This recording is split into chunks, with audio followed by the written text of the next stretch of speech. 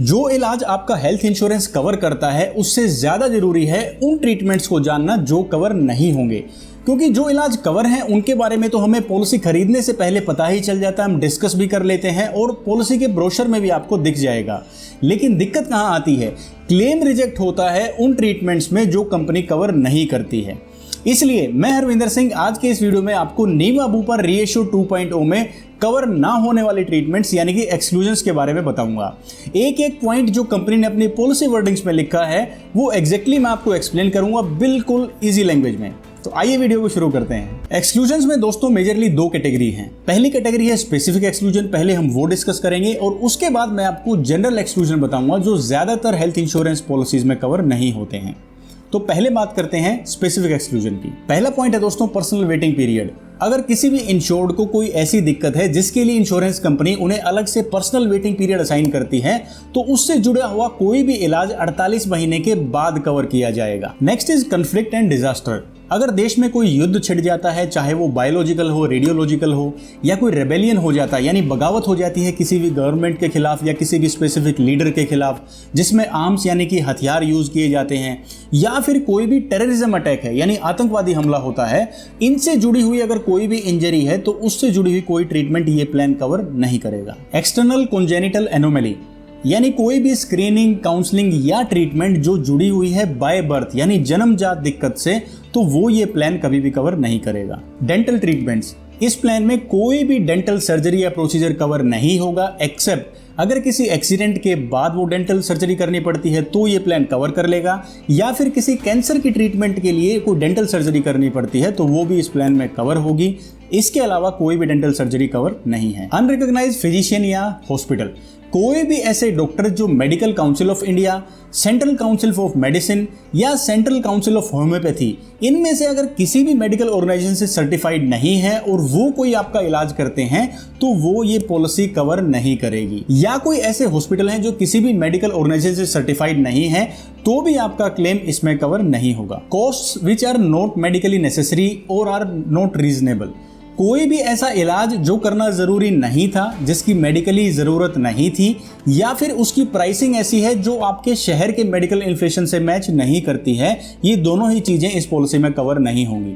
मान लो मैं कोई ऐसी हार्ट सर्जरी करवा लेता हूं जिसका मेरे शहर में इलाज है 1.5 लाख रुपए का और मेरा हॉस्पिटल बिल बना देता है 3 लाख रुपए का, तो इंश्योरेंस कंपनी इसे अप्रूव नहीं करेगी क्योंकि ये मेरे शहर की जो मेडिकल इन्फ्लेशन है, जो इलाज का प्राइस है, उससे बहुत ज्यादा है, तो ये इसमें अप्रूव नहीं होगा। Artificial life maintenance charges for the person declared mentally dead, जो डॉक्टर द्वारा मेंटली डेड घोषित कर दिया जाता है और उसके बाद भी उन्हें वेंटिलेटर पे रखा जाता है, तो इस तरह के चार्जेस अप्रूव नहीं किए जाएंगे। अब बारी आती है दोस्तों स्टैंडर्ड एक्सक्लूजन्स की। इसमें पहला पॉइंट है मैटरनिटी एक्सपेंसेस, यानी कोई भी ऐसा इलाज जो कि मैटरनिटी से, चाइल्ड बर्थ से जुड़ा हुआ है, वो ये प्लान कवर नहीं करेगा। मिसकैरेज के चार्जेस भी इसमें कवर नहीं है, लेकिन अगर मिसकैरेज होता है किसी एक्सीडेंट से या फिर मेडिकल टर्मिनेशन ऑफ प्रेगनेंसी है तो उसके चार्जेस इस प्लान में जरूर कवर किए जाएंगे। रिफ्रैक्टिव एरर यानी नजर कमजोर होने की लेजिक सर्जरी, वो ये प्लान कवर नहीं करता है। एक कंडीशन पे वो सर्जरी कवर की जा सकती है जब आपकी नज़र की कमजोरी चाहे दूर की हो चाहे नज़दीक की हो, वो 7.5 डायोप्टर से ज़्यादा हो, यानी जो आपके नज़र का जो नंबर है वो 7.5 से ज़्यादा हो, चाहे वो पॉजिटिव में हो चाहे नेगेटिव में हो, तो इसे मेडिकल नीड माना जाएगा और तब ही इस पॉलिसी में आपकी लेजर सर्जरी भी कवर की जा सकती है। स्टेरिलिटी एंड इनफर्टिलिटी, यानी किसी भी आपकी नसबंदी से जुड़ा हुआ कोई ऑपरेशन है या फिर नसबंदी आपने पहले करवाई थी उसे आपको रिवर्स करवाना है, वापस से नॉर्मल स्टेट में करवाना है, ये दोनों ही ट्रीटमेंट्स इसमें कवर नहीं होंगी।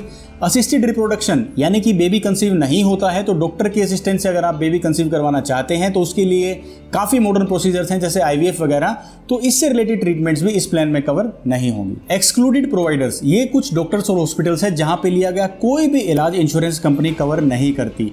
अब ये लिस्ट आपको मिलेगी कहां?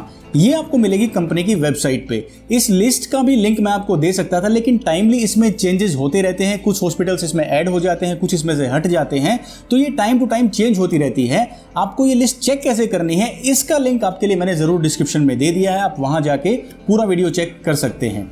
अब यहां पे लिया गया कोई भी इलाज कवर नहीं होगा, लेकिन अगर किसी एक्सीडेंट के बाद इमरजेंसी में पेशेंट इस एक्सक्लूडेड हॉस्पिटल में आ जाता है तो जब तक उसकी हालत स्टेबलाइज नहीं हो जाती तब तक का खर्चा इंश्योरेंस कंपनी जरूर कवर करेगी, लेकिन इस पूरे इलाज को इंश्योरेंस कंपनी कवर नहीं करेगी, क्योंकि जो पेशेंट जो है वो एक्सक्लूडेड हॉस्पिटल में आ गया है। Treatment for alcoholism and drug abuse, किसी भी नशे से जुड़ी हुई कोई बीमारी है, नशा छोड़ने की वजह से विड्रॉल सिम्टम्स हैं, तो वो इस पॉलिसी में कवर नहीं होगी। नेचर क्योर क्लिनिक या स्पाज में ली गई ट्रीटमेंट, आप किसी भी 5 स्टार रिजॉर्ट में जाते हैं, वहीं पे साथ में आपको अटैच्ड ये फैसिलिटीज मिल जाती है, जहां पे आप स्पा एंजॉय कर सकते हैं या फिर आप कई आयुर्वेदिक थेरेपीज भी ले सकते हैं, जिनसे आपकी बॉडी रिजुविनेट हो जाती है, यानी कि तरोताज़ा फील करती है।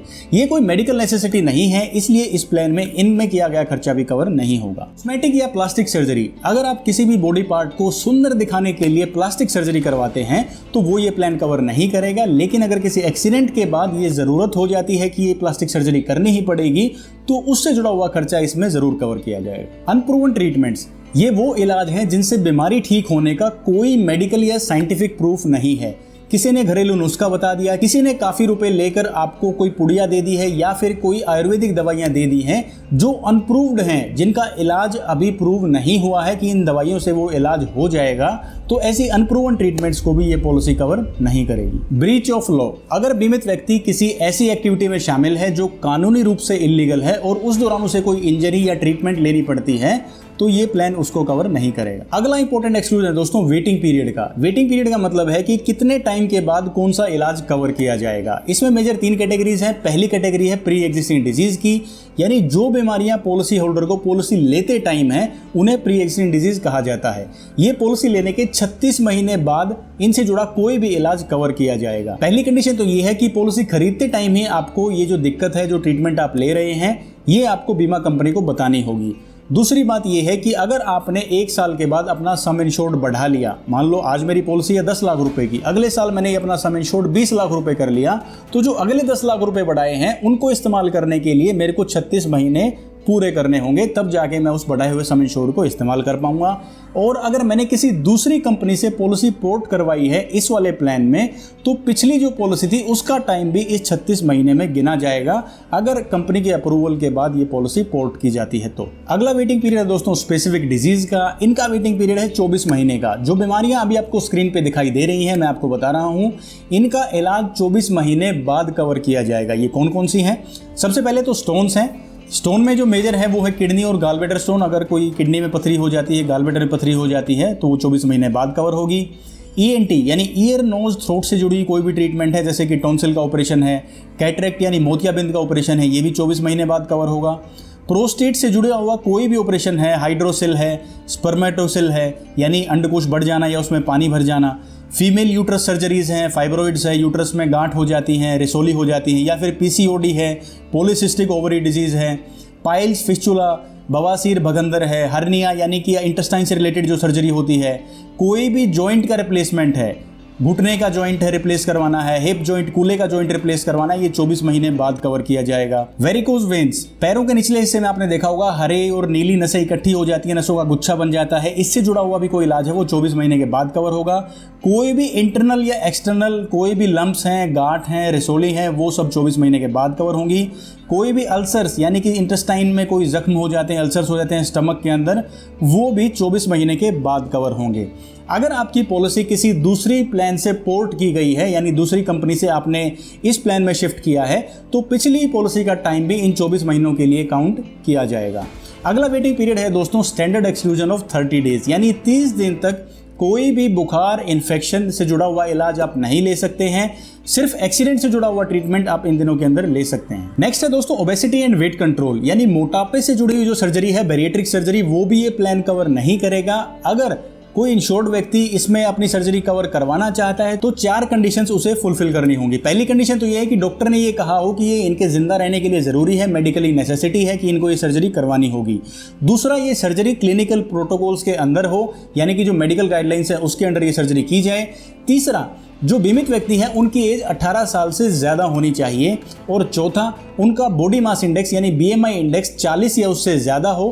35 के BMI पे भी वो सर्जरी करवा सकते हैं अगर उन्हें कोई और बीमारी है जिसकी वजह से उनका वेट कम नहीं हो पा रहा है, जैसे कि स्लीप एपनिया या कोई हार्ट की डिजीज है या फिर अनकंट्रोल्ड टाइप 2 डायबिटीज है। हैजार्डस एंड एडवेंचरस स्पोर्ट्स, ये वो खेल हैं जिनमें बहुत ज्यादा जोखिम शामिल है, जैसे कि paragliding, deep sea diving, motor racing, bungee jumping, जिनमें शामिल होने से पहले ही कंपनी आपसे साइन करवा लेती है कि भाई इस एक्टिविटी का मेरे को रिस्क पता है, अगर इसमें कोई भी चोट लगती है या इसमें कोई भी रिस्क जो इन्वॉल्व है उसके लिए मैं खुद जिम्मेवार होऊंगा।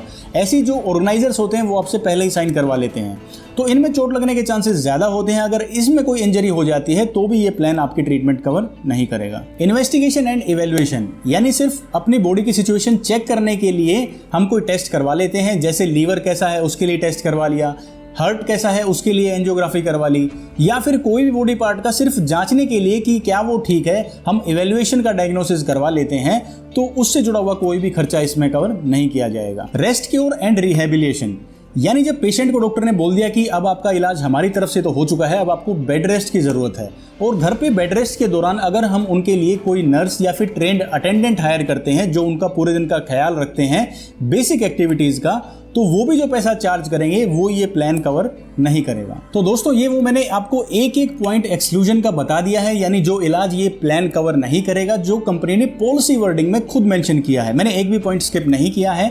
अगर कोई क्लेम रिजेक्शन फ्यूचर में आता है तो इन्हीं पॉइंट्स में कोई ना कोई रीजन उसके लिए हो सकता है। अब आप इन पॉइंट्स को जान गए हैं तो आप पॉलिसी को अच्छे से इस्तेमाल कर पाएंगे, और अगर आप ये पॉलिसी खरीद रहे हैं तो आप ये अच्छे समझ पाएंगे कि क्या ये पॉलिसी आपकी ज़रूरत पूरी करती है या नहीं। अगर इनसे अलग कोई ऐसा सर्कमस्टांसेस हैं या फिर ऐसा कोई इलाज है जो आप पूछना चाहते हैं तो आप कमेंट सेक्शन में हमसे पूछ सकते हैं। Your comments are most welcome. अगर वीडियो में दी गई जानकारी दोस्तों अगर आपको अच्छी लगी हो, समझ में आई हो, आपको पसंद आई हो, तो वीडियो को तुरंत लाइक कीजिए और चैनल को सब्सक्राइब करना ना भूलें। मैं हरविंदर सिंह अब आपसे लेता हूं इजाजत, मिलूंगा आपसे नेक्स्ट वीडियो में। तब तक के लिए अपना ख्याल रखिए, खुश रहिए और स्वस्थ रहिए। जय हिंद।